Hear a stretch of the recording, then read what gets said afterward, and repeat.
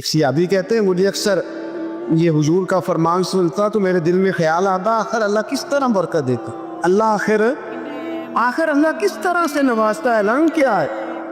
کہتے ہیں میں یہ بات سوچ کے نا مجھے قضائے حاجت کی حاجت ہوئی، خانہ پیشاب کے لیے میں نکلا تو ایک جگہ دور جا کے میں بیٹھا کھیتوں میں، دور جا کے کہتے ہیں میں پیشاب کر رہا تھا تو ایک چوہا اپنے بل سے نکلا اور ایک ہیرا میرے پاس رکھ گیا، میں پیشاب کر رہا ہوں، کہتے ہو پھر گیا اندر دے ایک ہیرا اور رکھ گیا، پھر گیا تو پھر رکھ گیا، پھر گیا تو پھر رکھ گیا، کہتے 15 ہیرے چھوڑ گیا۔ اب میں فارغ ہوا، وہ ہیرے اٹھائے گھر میں لے کے گیا، مسجد نبی میں گیا کہ حضور سے پوچھوں میرے لیے جائز بھی ہے کہ نہیں، بلوں سے نکل رہے ہیں، بلوں سے پیسے نکل رہے ہیں، ہمارے سارے بلوں میں ہی چلے جاتے ہیں، بلوں سے پیسے آ رہے ہیں، اس آقا کو برکت دیکھیں عبادت، بلوں سے پیسے آ رہے ہیں، دل سے فرماتے ہیں میں وہ ہیرے اٹھائے کو در رسول پہ جب میں نے پہلا قدم رکھا نا مسجد نبوی میں تو مجھے بتانا نہیں پڑا، میرے مصطفیٰ نے میرا چہرہ دیکھا اور مسکرا کے فرمایا پتہ چلا اللہ کس طرح نوازتا ہے، خبر ہوئی ہے اللہ کس طرح نوازتا ہے؟ فرمایا رب کی بارگاہ میں جھکے رہو، وہ تمہیں وہاں سے دے گا تمہارا گمان بھی نہیں گیا ہو، اس کے حضور تو آؤ، اس کی جانب تو توجہ کرو۔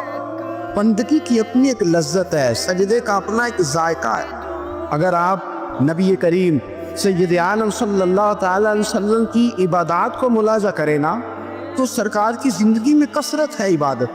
اعلان نبوت سے پہلے کتنے مہینے حضور غار حرا میں عبادت پر تنے تنہا، حرم کعبہ قریب تھا لیکن وہاں رش ہوتا تھا، لوگ ہوتے تھے، فرمایا میں اکیلے میں اپنے رب کو منانا چاہتا، کتنے ایام حضور غار حرا میں عبادت کرتے۔ پھر صحابہ کرام علیہم رضوان فرماتے کہ مدینہ منورہ میں حضور کا یہ رنگ ہوتا، اتنے لمبے سجدے کرتے کہ لگتا ہے روح مبارک کی پرواز کرتی، اتنے لمبے سجدے کرتے۔ حضرت سیدنا معاذ بن جبل رضی اللہ تعالیٰ عنہ فرماتے 3 دن ہو گئے حضور چلے گئے، مدینے میں نظر ہی نہیں آ رہے، صحابہ پریشان، ابو بکر صدیق، عمر فاروق، عثمان غنی، مولا علی ڈھونڈتے پھرتے، حضور سید عالم صلی اللہ علیہ وسلم کا پتہ نہیں۔ فرماتے جناب صدیق اکبر گھومتے جبل سلا کی پہاڑی کے قریب گئے، ایک چرواہا بکریاں چرا رہا تھا، اس سے پوچھا تم نے میرے محبوب کو تو نہیں دیکھا؟ تو کہنے لگا مجھے نہیں پتا تمہارے محبوب کون ہے۔ ایک آدمی آج 3 دنوں سے غار پہ رو رہا ہے، اتنی شدت کے ساتھ روتا ہے کہ میری بکریاں جا کے غار کے سامنے بیٹھ، بکریاں بھی روتی ہے، میں بڑا کھینچتا ہوں پر لوٹتی نہیں، رات کو گھر لے کے جاتا ہوں تو جاتی نہیں، سویرے باڑے سے نکالتا ہوں تو دوڑی ہوئی آتا۔ پاک علیہ السلام کے نبی ہونے کی علامت، صحابہ کو بلایا، 3 دن سے حضور سجدے میں، کتنے دنوں سے؟ یہاں سجدہ لمبا ہو جائے تو امام کے پیچھے لوگ بھاگنے لگتے ہیں کہ صاحب آپ تو فارغ ہیں، مجھے تو ڈیوٹی پہ بھی جانا۔ 3 دن سے حضور سجدے میں، اتنا طویل سجدہ، اتنا طویل، صحابہ کہتے ہیں قدموں میں جا کے لگے، محبوبہ بس کریں آ جائیں۔ حضور نے فرمایا رب نے سورہ ہود نازل کر دی ہے، سخت حکم آ گئے ہیں، وہ کہتا ہے میں تیری امت سے حساب پوچھوں گا، میں اپنے رب کو منا رہا ہوں، بکر جاؤ مجھے منا لینے دو۔ حضور نے ہمیں بتلایا ہے کہ رب کو سجدہ کریں تو رب مان، اس کو منانے کا طریقہ سجدہ کرنا ہے، جھکنا ہے، عبادت کرنا ہے، کب مانے نہ تو میں آؤں گا۔ طلب کیسے آپ؟ اور ایک روایت ایسی بھی ہے کہ جب بات نہ بنی تو حضرت فاطمہ سے عرض کی، حضرت فاطمہ شام کا سناٹا چھایا، اپنے آپ کو کپڑوں میں لپیٹا، دائیں بائیں شہزادوں کے لیا تو حضور کی بارگاہ میں گئی، کہنے لگی محبوبہ بس کریں گھر آ جائے، مدینہ سونا ہو گیا، مسجد نبی کی دیواریں بھی روتی ہے، یا رسول اللہ ستون مجھ سے آپ کا پوچھتے گھر آئیں۔ نبی پاک نے فرمایا فاطمہ تو بھی دعا کر، میں بھی دعا کر۔ حضرت فاطمہ بھی ساتھ والے کونے میں سجدے میں گر گئی، پھر دعا ہوئی، پھر التجا ہوئی، حضرت جبریل آئے، کہنے لگے محبوبہ رب کہتا ہے سار اٹھاؤ، وَلَسَوْفَ يُؤْتِيكَ رَبُّكَ فَتَرْضَىٰ، اللہ فرماتا ہے میں آپ کو اتنا دوں گا کہ آپ مجھ سے راضی ہو جائے۔ میرے رسول پاک علیہ وسلم نے فرمایا بندہ اللہ کے سب سے قریب اس وقت ہوتا ہے جب وہ سجدے کی حالت میں ہوتا ہے، اس لیے کہ وہ حالت ہے سجدہ میں، وہ جب سجدے کرتا ہے نا اس کی بارگاہ میں جب جھک جاتا ہے۔ آپ ذرا سجدے کی کیفیت دیکھیں نا، زبان بھی یہاں ہے، آنکھ بھی یہاں ہے، کان بھی، عقل بھی ساری، اس نے سارا کچھ رکھ دیا سجدے میں۔ آپ وہ کبھی پیچھے جائیں تو دیہاتوں میں کہا جاتا تھا ناک سے لکیریں نکالو، بہت بڑی سزا ہوتی تھی نا، ناک سے لکیریں نکالو، بڑی سزا ہوتی تھی۔ تو اس نے کہا مالک مجھے کسی نے کہا نہیں، پر دیکھنا میں نے رکھ دی ساری عقل سجدے میں، اور رکھ کے کہا کیا سبحان ربی یا اللہ، اللہ میں پست ہوں تو اعلیٰ، اللہ تو میرا رب ہے اور تو سب سے اعلیٰ اتنا۔ اور فرمایا جب یہ اس کیفیت میں ہوتا ہے تو پھر یہ اپنے رب کے قریب ہوتا ہے۔ کثرت عبادت، نوافل، ہمارے ہاں عمرے کی قراندازی محفلوں پہ ہونے لگ گئی ہے، حالانکہ حدیث سے ثابت نہیں۔ میں دوستوں سے کہتا ہوں جائز ہے، کرنی چاہیے، عمرے کی قراندازی جائز ہے، پر کسی حدیث میں نہیں آئی کہ قراندازی کرو عمرہ کرو۔ حدیث میں قراندازی یہ آئی ہے کہ نبی پاک علیہ السلام نے فرمایا تمہیں پتہ چل جائے نا پہلی صف کا ثواب کتنا ہے، تم قراندازی کرو۔ عمرے کی قراندازی کا تو پوسٹر چھپتا ہے، تو یہ والی قراندازی کب ہونی ہے؟ ہونی چاہیے کہ نہیں؟ حضور نے فرمایا تمہیں پتہ چلے کہ اس کا ثواب کتنا تو تم قراندازی کرو، تم قرآ ڈالو۔ جب آپ نماز پڑھ رہے ہوتے ہیں، جب آپ کا مصلی آباد ہوتا ہے، صلاح الدین ایوبی ایک بزرگ سے ملاقات ہو گئی، بیت المقدس پر قبضہ تھا عیسائیوں کا، تو صلاح الدین بڑے پریشان تھے۔ بابا جی کہنے لگے پتر کیا ہوا؟ کہنے لگے حضور پتہ چلا ہے دشمن کے 2 بحری بیڑے اسلحہ لے کے آ رہے، مسلمان پہلے ہی کمزور ہیں، اور اب اگر 2 بحری بیڑے اور آ گئے تو حضور مسئلہ بن جائے گا۔ تو میں پریشان ہوں کہ کس طرح یہ کم مسئلے والی ہماری فوج ہے کیسے مقابلہ کرے گی۔ تو بابا جی کہنے لگے پتر اس طرح کرنا، آج رات تو بھی دعا کرنا اور میں بھی کروں گا، تو بھی دعا کرنا، آپ ناراض نہ ہونا، ہم تو پیروں والے، ہم تو پیروں کے نوکر غلام ہیں، ہمارا تو گزارا ہی نہیں، ہمیں تو ملتا ہے سارا کچھ وہاں سے۔ پر میرا سوال یہ ہے کہ تعویذ لینے جاتے ہو نفل کیوں نہیں پڑھتے؟ رات اللہ اللہ کیوں نہیں کرتے؟ یہ بھی تو ہمارے بزرگوں کا ہی طریقہ ہے، انہوں نے تو ہمیں سکھایا ہے۔ صلاح الدین ایوبی سے بزرگوں نے کہا کہ رات آج نا اللہ اللہ کرنا، تو میں تیرے لیے دعا کروں گا، تو بھی دعا کرنا۔ تو بندہ جب دکھی ہوتا ہے تو سجدہ کرتا ہے، تو پھر ہی تو مصلی بھیگ جاتا ہے، پھر ہی تو مزہ آتا ہے۔ سکھی بندہ تو کعبے جا کے نہیں روتا، دکھی تھے، تکلیف تھی، تو سر رکھا سجدے میں تو تڑپ گئے۔ اور وہ بابا جی کہتے ہیں میں مسجد آیا تو صلاح الدین کیفے مار کے رو رہا تھا اور کہہ رہا تھا مالک میں کوئی اپنی شان کے لیے تو نہیں نہ لڑ رہا، اللہ کو میں کوئی قبضوں کے لیے تو نہیں لڑ رہا، مالک تیرے لیے لڑ رہا ہوں، مجھے بے آبرو نہ کرنا، میری مدد فرمانو۔ کہتے ہیں میں آیا تھا کہ مسجد میں دعا کروں گا، پر صلاح الدین ایوبی کو روتے دیکھا تو میں لوٹ گیا۔ تو سویرے صلاح الدین ملے تو بڑے خوش تھے، میں نے کہا پتر کیا ہوا؟ کہنے لگے حضور وہ بحری بیڑے 2 آ رہے تھے نا اسلحہ لے کے، دونوں ڈوب گئے پانی میں ڈوب گئے۔ تو بابا جی کہنے لگے صلاح الدین وہ پانی میں نہیں ڈوبے، وہ تیرے آنسوؤں میں ڈوب گئے، وہ غرق ہو گئے، وہ جو تو نے مصلی بات کیا تو وہ تیرے آنسوؤں میں ڈوب گئے، وہ غرق ہو گئے، وہ تباہ، اتنے قیمتی جب تیرے آنسو کے بہا لے گئے دشمن کے بحری بیڑوں کو۔ میرے بھائی ٹھیک ہو گیا، میرے عزیز سمجھنا اس بات کو ہمیشہ کے لیے، اور اس پر غور کرنے اچھے طریقے سے کہ میرے رسول کریم سید عالم صلی اللہ علیہ وسلم نے نا ہماری توجہ دلائی، حضور نے ہمیں بتلایا، ہمارا ذوق بڑھایا عبادت کی طرف۔ ایک صحابی تھے حضرت ابو فاطمہ رضی اللہ تعالیٰ عنہ، یہ ترمذی شریف کی حدیث ہے۔ نبی پاک علیہ السلام نے فرمایا ابو فاطمہ قیامت کے دن مجھ سے جلدی ملنا چاہتے ہو کہ دیر کے ساتھ؟ تو کہنے لگے حضور کون ہوگا جو دیر سے ملنا چاہے، ہم نے تو جان دے دی وعدہ دیدار پر۔ اعلیٰ حضرت فرماتے ہیں جان دے دی وعدہ اور نقد اپنا دام ہو ہی جائے گا۔ مجھے لگتا ہے کہ یہ سودا نقد و نقد ہو جانا ہے، کیونکہ ہم نے جان دے دی وعدہ دیدار پر۔ آپ نے وعدہ کیا تھا کہ مریں گے تو پھر زیارت ہوگی، تو مر گئے ہم زیارت کی خاطر۔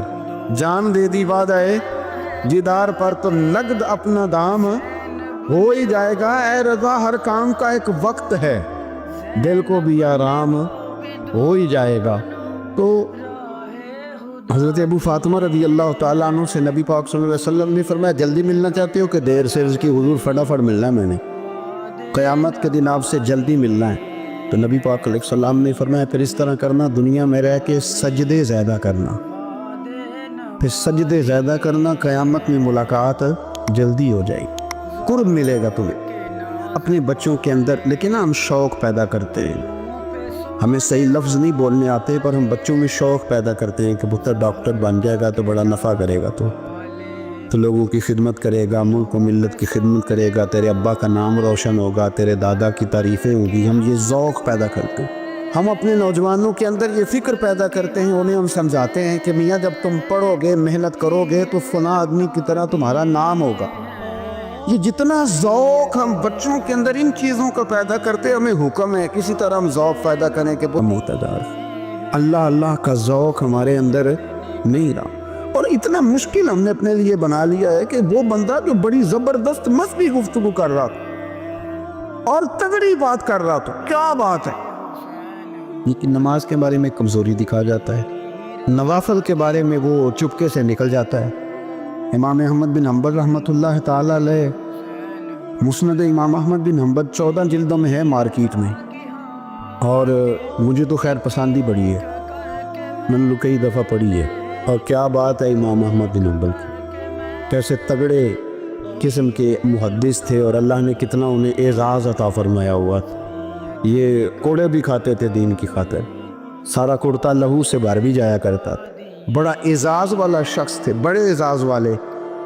حدیثیں جمع کرنا، حدیثیں لکھنا، حدیث پڑھانا، سارا دن رہتے تھے۔ کہہ سکتے تھے کہ میں کر تو رہا ہوں کام، اور حدیث بھی موجود ہے کہ عالم عابد سے افضل ہوتا ہے، پر اس کے باوجود امام احمد بن حنبل رحمۃ اللہ علیہ 300 نفل فرض نمازوں کے علاوہ پڑھا کرتے تھے، 300 نوافل روز پڑھا کرتے تھے۔ ان کے بیٹے نے کہا جی مکان خریدنا ہے تو وہ جگہ کہاں کر کے لوں، بہت ساری آبادیاں، تو فرمایا پتر وہاں لینا جہاں مسجد قریب ہو۔ میرے رسول کریم سید عالم صلی اللہ علیہ وسلم اتنا پسند کرتے مسجد کو، اتنا پسند کرتے نماز کو، کہ رسول کریم صلی اللہ علیہ وسلم تہجد کی نماز بھی پڑھتے، پھر حضور فجر کی نماز بھی پڑھتے، نبی پاک وتر کو الگ کر کے پڑھتے، عشاء کے ساتھ نہیں پڑھتے۔ یہ تو ہم اس لیے اجازت دی ہمارے بزرگوں نے کہ بعد میں اٹھے گا کون علیحدہ وتر پڑھنے کے لیے، عشاء کے ساتھ پڑھ لیں۔ وتر پڑھتے، تہجد پڑھتے، فجر پڑھتے، اشراق پڑھتے، چاشت پڑھتے، پھر مغرب کی نماز کے بعد 6 رکعت اوابین پڑھتے، پھر رات کو صلاۃ اللیل پڑھتے۔ سیدہ عائشہ صدیقہ کہتی ہیں زمانہ سو جاتا اور میرے رسول مصلی بچھا کے کھڑے ہو جاتے، او یار کھیتی باڑی کر کے نہیں، محنت مزدوری کر کے نہیں۔ جناب عائشہ کہتی ہے میں یہ بھی دیکھتی کہ حضور ایک آیت شروع کرتے تو ساری رات اسی کو پڑھتے، اور میری نظر جاتی تو قدم مبارک پہ ورم آ جاتا۔ یار نماز پڑھ کے اتنی مشقت کر کے، اتنی جد و جہد کر ورم آ گیا، یا رسول اللہ اتنی محنت کیوں کرتے ہو؟ فرمایا افلا اکون عبدا شکورا، کیا میں اپنے رب کا شکر گزار بندہ نہ بنوں؟ صحابہ کا ذوق عبادتوں کا، ریاضتوں کا، تلاوتوں کا، طبیعت ہے ان کی، وہ ایک دوسرے کو، حضرت مولا علی شیر خدا کرم اللہ تعالیٰ وجہہ الکریم کے زمانے میں روم کے بادشاہ نے کہا یار یہ مسلمانوں کا پتہ تو کرو، یہ آخر کیوں اتنے زیادہ مجاہد ہیں؟ اس زمانے میں جاسوس بھیجنے کا مزاج تھا، اب تو جاسوس پکڑا جاتا ہے، اب تو جاسوس ہے، اور جاسوسی کا شوق ویسے آج بھی ہے۔ عرض کروں تھوڑی سی بات ہے سنوان سے، پتہ کیا ہمارا مسئلہ ہے؟ ہم جہاں جاتے ہیں نا وہاں تھوڑی خوشبو سونگنے کی کوشش کرتے ہیں، وہ کیا ہے تو یہ کیا ہے تو ادھر کیا ہے تو تھوڑا سا ادھر کیا ہے۔ میرے رسول پاک پڑھیے درود شریف، سارے پڑھیے ذرا زور سے، صلی اللہ تعالی۔ نبی پاک علیہ السلام نے فرمایا جاسوسی نہ کرنا ورنہ تم بندوں کو خراب کر دو، اور فرمایا اس طرح نہ ہو کہ تم کسی کے اب کھول نہ نکلو تو تمہارے پہلے کھول جائیں۔ یہ جو ذوق ہے نا یہ ختم کریں، چھوڑیں، مطلب آپ کس چکر میں پڑے ہوئے ہیں؟ اتنی زیادہ توجہ کرنے کی کیا ضرورت؟ نے کام سے کام رکھی، اس میں بندہ تھوڑا سا نا آسان رہتا ہے۔ یہ جو بہت زیادہ ٹٹولنے والے لوگ ہوتے ہیں نا وہ بیچارے پھر عمر ٹٹولتے ہی گزار دیتے ہیں، اس لیے کہ مزاج ہی بہت پکا ہے، بوری کا منہ کھول کے اندر تک ہاتھ ڈالنا، تو پھر کئی دفعہ سامنے سے بچھو بھی لڑ جاتا ہے، خرابی ہوتی ہے۔ تو جاسوسی کی جاتی تھی، اس نے بھی جاسوس بھیجے، کیونکہ قبیلوں کے لوگ تھے، کچھ مسلم کچھ کافر، پہچانے نہیں جاتے تھے لوگ، تو کچھ لوگ اس نے بھیجے، انہوں نے آ کے نا تحقیق کی، ریسرچ کری کہ آخر ماجرا کیا ہے، تو واپس جا کے انہوں نے رپورٹ دی نا روم کے بادشاہ کو۔ اس رپورٹ کا ایک جملہ بڑا شاندار ہے، وہ کہنے لگا بادشاہ ہمیں مسلمانوں کی کوئی سمجھ نہیں آئی، ہمیں کوئی سمجھ نہیں آئی. انہوں نے کہا کیوں نہیں سمجھ آئی؟ کہنے لگے یار عجیب بندے ہیں، جب رات مصلی پہ بیٹھتے ہیں تو یوں لگتا ہے ان کا دنیا سے رشتہ ہی کوئی نہیں، کوئی کسی کو نہیں جانتا، کوئی اپنے دکھ سنا کے رو رہا ہے، کوئی اپنی بات کر کے رو رہا ہے، لگتا ہے کہ ان کا کوئی رشتہ ہے ہی نہیں جب مصلی پہ بیٹھتے ہیں. اور فرمایا جب سویرے یہ جہاد کرنے نکلتے ہیں تو لگتا ہے ان سے زیادہ دلیر ہی کوئی نہیں. حالانکہ جو مصلوں پہ رونے دھونے کے لوگ ہوتے ہیں وہ کئی دفعہ جہاد میں کام نہیں کرتے، لیکن عجیب لوگ ہیں کہ رات کے راہب ہیں، دن کے مجاہد ہیں، کوئی سمجھ نہیں آتا. میرے عزیز، ان لوگوں نے مصلی آباد کر کے رکھا، تلاوتیں ان کا ذوق رہی، منظر روز پڑھنا، اسباق پڑھنا، وظائف پڑھنا، یہ ان کا ذوق رہا.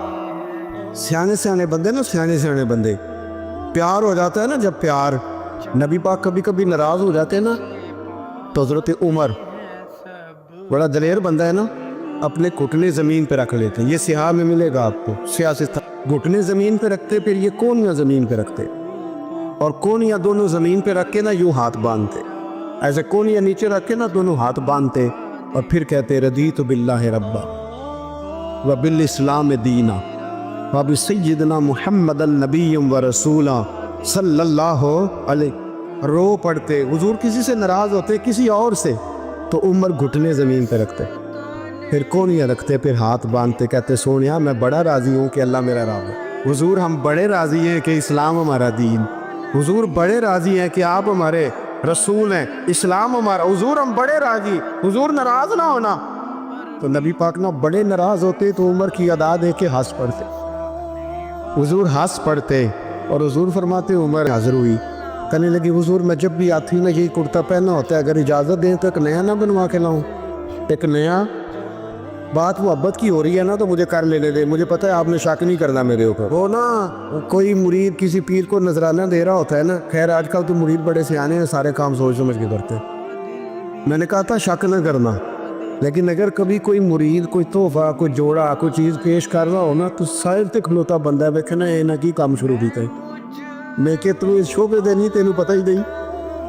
آپ میری بات کو سمجھ رہے؟ نبی کریم صلی اللہ علیہ وسلم نے تحفہ پیر کے لیے منع ہے کہ وہ لالچ نہ کرے، وہ تباہی نہ کرے، اپنا کلیجہ خراب نہ کرے. لیکن بی بی نے کہا حضور ایک کرتا بنا کے لاؤں، اور شارحین کہتے ہیں زیادہ بی بی امیر بھی نہیں تھی وہ مائیں، لے آؤں. اس کا پیار دیکھا نا تو مدینے والے رسول کہنے لگے لے آؤ. آپ بات کو سمجھے، کچھ تحفوں میں خلوص ہی بڑا ہوتا ہے، واپس کیسے کرے گے آپ؟ وہ تو بات بڑی دور نکل جاتی. حضور نے فرمایا لے آؤ. وہ کہتے ہیں میں نے بڑے پریم سے، پنجابی میں کہہ دوں تو بڑی ریج نال، وہ کہتے ہیں میں نے کرتا بنایا، اس پہ کچھ میں نے کام بھی کیا، اور پلیٹ میں رکھ کے تھال میں لے کے بی بی اعظم، بخاری میں موجود ہے. اور جب وہ آئی نا، رسول کائنات صلی اللہ علیہ وسلم نے اس کی آنکھیں دیکھی تو فرمایا پہن کے دکھاؤں؟ اس نے کہا نہیں. حضور فرمانے لگے پہن کے دکھاؤں؟ کہنے لگی حضور کرم ہو جائے تو بڑی بات ہے. سرکار اسی وقت اندر گئے، پرانا کرتا اتارا اور نیا پہنا، اور جب لے کے آئے نا تو بیچاری کچھ نہیں بولی، آنکھوں میں آنسو آتے. میری خدمت جو قبول ہو گئی، میری خدمت جو قبول ہو گئی، میرے اوپر کرم ہو گیا. وہ روئی، حضور نے بڑا پسند کیا کرتا. وہ بی بی چلی گئی. شارحین کہتے ہیں وہ کوئی اور صحابی نہیں، حضرت عبد الرحمن ابن عوف تھے. حضرت عبد الرحمن ابن عوف عشرہ مبشرہ صحابی، وہ شان والے شخص جن کے پیچھے حضور نے نماز ادا فرمائی، اور اتنے مالدار کے مدینے میں سب سے مالدار بندہ. حضرت عبد الرحمن ابن عوف فرمانے لگے حضور کو دیکھ کے یا رسول اللہ بڑی پیاری لگ رہی ہے. کبھی حضور کیا بات ہے یا رسول اللہ، کمال ہو گئی، میں نے تو اس طرح کا رنگ روپ دیکھا ہی نہیں کبھی. کرتے کا جو آج یہ آپ کے ساتھ لگ کے یہ کرتا رنگ روپ اختیار کر گیا، کیا بات ہے حضور. سب کو زیادہ تعریف کرے تو مطلب کیا ہوتا ہے؟ کیا مطلب ہوتا ہے؟ آپ تو سیانے بندے ہیں نا جی، کیا مطلب ہوتا ہے؟ اللہ اکبر. تو وہ خاتون نہ دے گئی، چلی گئی. حضرت عبد الرحمن نے بڑی تعریف کی تو حضور فرمانے لگے تجھے چاہیے؟ تو ہنس پڑے، کہنے لگے سونے ہاں مہربانی ہو جائے تو پھر تو بڑی بات ہے. میں نے تو بڑی جم کے تعریف کی. سرکار اندر گئے، وہی کرتا جو اتارا تھا دوبارہ پہنا، یہ کرتا لے کے باہر آیا، حضرت عبد الرحمن ابن عوف کا دیا. سرکار حجرے میں چلے گئے. صحابہ بول پڑے، کہنے لگے عبد الرحمن سیانا بندہ یار تھے، تجھے پتہ ہے حضور کے کرتے کو پابند لگے ہوئے، اگر کرتا آ ہی گیا تھا تو تو نے فوراً رکھ لیا, مانگ لیا, تعریف کرنے لگا, تجھے پتا ہے سرکار انکار نہیں کرتے. جناب عبد الرحمن ابن عوف رو پڑے. حضور نے کہا تو پکا جنتی ہے, عشرہ مبشرہ سے آدمی رو پڑے. فرمانے لگے میرے دوستو تمہارا کیا خیال ہے, میں نے پہننے کے لیے لیا. تو کس لیے لیا ہے؟ رو پڑے, آنکھیں آنسوؤں سے بھر گئے. کہنے لگے داڑھی سفید ہونے لگی ہے, وقت قریب آنے لگا ہے. میں نے تو کرتا اس لیے لیا ہے کہ میں اپنے گھر والوں کو وصیت کروں گا کہ جب میں مر جاؤں تو نبی پاک کے اس کرتے میں مجھے کفن دیں. میں نے تو کفن کے لیے لیا ہے, کفن کے لیے, کفن کے لیے. لوگوں نے بڑی کمائیاں کی ہوتی ہے نا, کچھ لوگوں کے پاس کوئی کمائی نہیں ہوتی. بعض رشتہ دار قریبی پوچھتے ہیں کہ زندگی بیت گئی, کمایا کیا ہے؟ کہنا پڑتا ہے میں اپنی حیاتی تو قربان تھی ماں, بس محمد محمد پکین دے گزر گئی, بس محمد محمد پکین دے گزر گئی, تے حد نال احمد صدی دے گزر گئی. بیدم شبارسی کہتے ہیں جب میں قبر میں جاؤں گا نا, میں مروں گا تو فرشتے آئیں گے میری قبر میں اور آ کے ٹٹولیں گے, کفن ٹٹولیں گے, مرنے کے بعد کفن ٹٹولیں گے, پتہ کریں گے بھلا یہ کیا لے کے آئے. تو بیدم شبارسی کہتے ہیں پسے مردن فرشتوں نے جو تلاشی لی تو کیا نکلا, فقط ایک دل کے گوشے سے خیال مصطفیٰ نکلا. دیکھو گے رنگ کیا ہے صحابہ کی محبت. حضرت انس بن مالک کہتے ہیں میں کھڑا تھا تو ایک شخص آئی, یہ بخاری ہے, یہ نہ کہنا کہ مولوی خطیب کہتے ہیں کہ زیادہ عمل نہ بھی کرو محبت کرو. یہ بات آپ نے بڑے وثوق سے سننی ہے, یہ میں نے بڑی ضروری سمجھی آپ کو سناؤں. بخاری ہے, بخاری. انس بن مالک فرمانے لگے ایک شخص نے آ کے کہا حضور قیامت کب آئے گی؟ تو حضور نے فرمایا تیری تیاری کیا ہے؟ کہنے لگا حضور نہ زیادہ نفل, نہ زیادہ تلاوتیں, نہ زیادہ سجدے, فرض پڑھتا ہوں, حقوق کا خیال رکھتا ہوں, اور کوئی کثرت نہیں. حضور نے فرمایا قیامت کا کیوں پوچھ رہے ہو؟ اور کرنے لگا حضور ایک شے بڑی پکی میرے پاس ہے. فرمایا وہ کیا؟ کہنے لگا خدا سے بھی پیار کرتا ہوں, محمد مصطفیٰ سے بھی پیار کرتا ہوں. پکی میرے پاس پکی شے ہے. ہر عمل کی جزا ہوتی ہے, اس کا ثواب ہوتا ہے. حضور نے ثواب بیان کیا, ثواب نبی پاک نے بیان کیا. حضور فرمانے لگے رب رسول سے پیار کرتے ہو؟ یا رسول اللہ ہاں. حضور رزلٹ کا اعلان کرنے لگے. صحابہ کہتے ہیں کان کھڑے ہو گئے. نبی پاک فرمانے لگے سن پھر, تو جس سے محبت کرتا ہے نا, قیامت کے دن اس کے ساتھ مل کے جنت میں جائے. حضرت انس بن مالک رضی اللہ تعالیٰ عنہ فرماتے ہیں وہ تو چلا گیا, میں نے فٹافٹ عرض کی. میں نے کہا حضور پھر ایک بات میں بھی کر لوں. حضور نے فرمایا کرو. عرض کی حضور مجھے خدا سے بھی پیار ہے, مصطفیٰ کریم سے بھی پیار ہے, مجھے ابو بکر سے بھی بڑا ہی پیار ہے, مجھے عمر سے بھی بڑا پیار ہے. تو حضور فرمانے لگے انس کوئی مسئلہ نہیں, چاروں مل کے اکٹھے جنت میں جائیں گے, اکٹھے جائیں گے انشاءاللہ تعالیٰ, اکٹھے جائیں گے. حضرت انس بن مالک اب حضرت انس بن مالک رزلٹ سناتے. فرماتے ایک اس دن خوشی ہوئی تھی جس دن کلمہ پڑھا تھا, ایک اس دن خوشی ہوئی جس دن مدینے والے رسول مدینے میں آ گئے, اور ایک اس دن خوشی ہوئی جس دن نبی پاک نے فرمایا جو جس سے پیار کرے گا جنت میں اس کے ساتھ ہی مل کے داخل ہو. آؤ کبھی کبھی نا فضائل سنا کرے نبی پاک, رات کو نا سرکار کی شانیں سن کے سویا کرے, پیار کرے. کہیں بھی کوئی حضور کی عظمت کی بات سنا, معراج کی بات سنے, نعت سن, اپنے بچوں کے کانوں میں حضور کے تذکرے سناؤ. انہیں کہ پتر آج کچھ نہیں کرنا, آج صرف مدینے والے پہ درود و سلام پڑھنا. آپ کو بتاؤں کچھ نشے انسان کو ٹھنڈا کر دیتے, سکون دیتے, اور وہ نشے کون سے ہیں؟ وہ سارے محبت کے نشے. اگر حضور سے پیار کرو گے نا تو یقین کرو رات کو تمہیں کتابیں بلائیں گی کہ یار مجھے پڑھ, میرے اندر تیرے نبی کی شان لکھی ہوئی. آپ کو تقریریں بلائیں گی, تقریریں بلائیں گی کہ آؤ میرے پاس آؤ. کبھی کبھی نا دہشت تیار کرے, کبھی مسواک سے کر لیا, کبھی سرمے سے کر لی, کبھی پگڑی سے کر لیا, کبھی کبھی شوق سے شوق پیدا کرے. درود پاک پڑھ, محافل میں جائیں, اپنے بچوں کو نا نعتیں سکھائیں, انہیں کہیں کہ کبھی کبھی نا سرکار کے نام پہ مست ہونا چاہیے. محبت کو فروغ دے, محبت کو فروغ دے. آپ یقین کریں کبھی کبھی بڑا ہی مزہ آتا, کبھی کبھی بڑا ہی. میں بس میں بیٹھا تھا, میرے بالکل آگے ایک آدمی بیٹھا تھا اور ساتھ والے کو سمجھا رہا تھا یا رسول اللہ نہیں کہنا چاہیے. اس نے بڑا لیکچر دیا, تھے بھی وہ آپس میں. میں نے بات کرنی چاہیے تو کہنا جی ساڑھا آپس دا مسئلہ ہے. وہ جو ہمارا ہم ذہن تھا وہ بھی کہنے لگا جو شاید آپس کا مسئلہ تسی نو بولو. اب وہ جو سمجھانے والا تھا اس کی عمر زیادہ تھی، جس کو سمجھا رہا تھا اس کی تھوڑی تھی. یہ چیزیں کبھی کبھی مجھے بڑا غصہ آ رہا تھا کہ یار میری مداخلت بھی پسند نہیں کر رہے ہیں بھی آپس میں، کریں تو کیا کریں. اس نے بڑا لیکچر دیا، بڑا لیکچر دیا، بڑا لیکچر دیا، اور اینڈ آ گیا، اترنے کا وقت آ گیا، بات ختم ہونے لگی. وہ بچہ نہ جی کرنے لگا. میں بھی تھوڑا پریشان تھا کہ کہیں اس کا قائل تو نہیں ہو گیا. اور جب اترنے لگا نا، اٹھ کے کھڑے ہوتے ہیں نا، کبھی وزن دے کے کبھی بیٹھتے، تو کرسی تو اٹھنے سار کہندا یا رسول اللہ مدد. وہ ساری ماحول جو تھی نا، یا رسول اللہ مدد، وہ جو بڑی دیر سے دلیلیں دے رہا تھا نا، وہ آندا ہے تو تے خیر کر چڑی. کہندا تو لگو رہو نا، میں تو انجے ہی کہنے رہو یا رسول اللہ مدد، یا رسول اللہ. کیا کہتے ہیں اعلیٰ حضرت؟ مثل فارس زلزلے ہو نجد میں، یا رسول اللہ کی کثرت کی، یا رسول اللہ. سروی اچھی لگی نا، سروری اچھی لگی، سروی اچھی لگی نا، سروری اچھی لگی. ہم فقیروں کو مدینے، ہم فقیروں کو مدینے کی گلی اچھی لگی، سروی اچھی لگی نا، سروری اچھی لگی. دور تھے تو زندگی بے رنگ تھی، بے کیف تھی. دور تھے تو زندگی بے رنگ تھی، بے کیف تھی.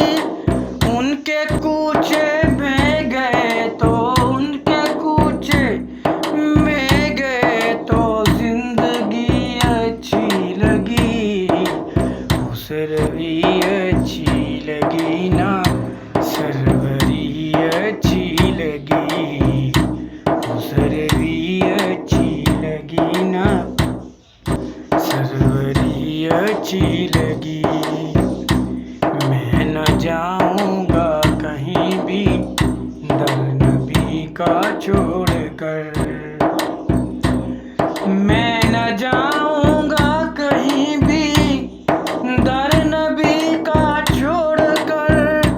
مجھ کو کوئے مصطفیٰ کی، مجھ کو کوئے مصطفیٰ کی چاکری اچھی لگی. ہم فقیروں کو مدینے کی گلی اچھی لگی، ہم فقیروں کو مدینے کی گلی اچھی لگی. ناز کر تو اے حلیمہ سرور کونین پر، ناز کر تو اے حلیمہ سرور کونین پر. کر لگی اچھی تو تیری، کر لگی اچھی تو تیری جو بڑی اچھی لگی، سروی اچھی لگی نا، سروری اچھی لگی. ہم فقیروں کو مدینے کی گلی اچھی لگی. رکھ دیے سرکار کے قدموں پہ سلطانوں نے سر، رکھ دیے سرکار کے قدموں پہ سلطانوں نے سر. سرور کون مکان کی، سرور کون مکان کی سادگی اچھی لگی. مجھ کو کوئے مصطفیٰ کی چاکری اچھی لگی، مجھ کو کوئے مصطفیٰ کی چاکری اچھی لگی. آج محفل میں نیازی نعت جو میں نے پڑھی، آج محفل میں نیازی نعت جو میں نے پڑھی. عاشق